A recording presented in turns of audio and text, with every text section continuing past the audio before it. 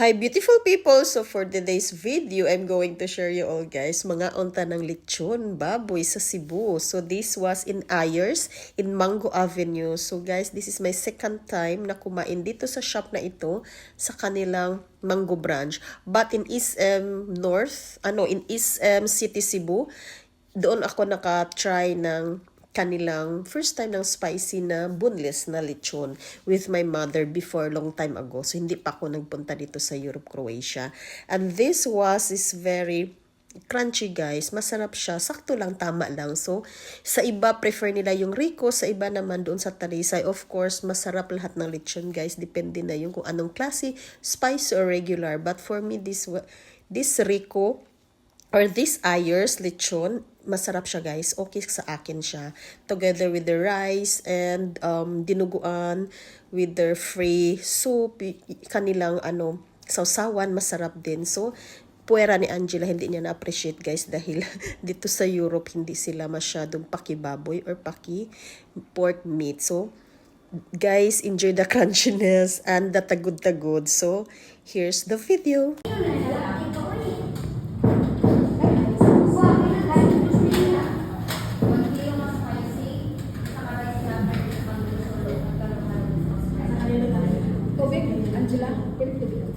Kanang gamay.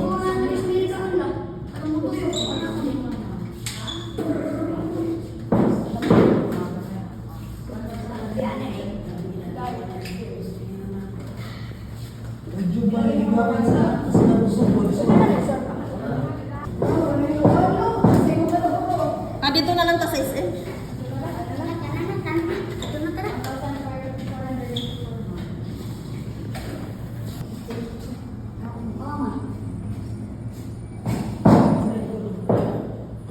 So, let's eat. Kainan na with moderation, especially may high blood cholesterol. Kayo, risky kayo dyan. So, kailangan minimize. So, pwede kakain ito, guys. Ano lang siya, konti lang, in minimal, small amount lang. So, ayan ang tagline nila, lami na, barato pa, of course. Sakto siya, guys. Everything is well said. And nag-enjoy kami. And after this is nag-Ocean Park kami. So, see you sa ating next vlog sa ating Ocean Park. So, kumain muna kami, guys. Dahil alam namin magtutour kami sa Ocean Park, Cebu. Our hearts beat to the city streets.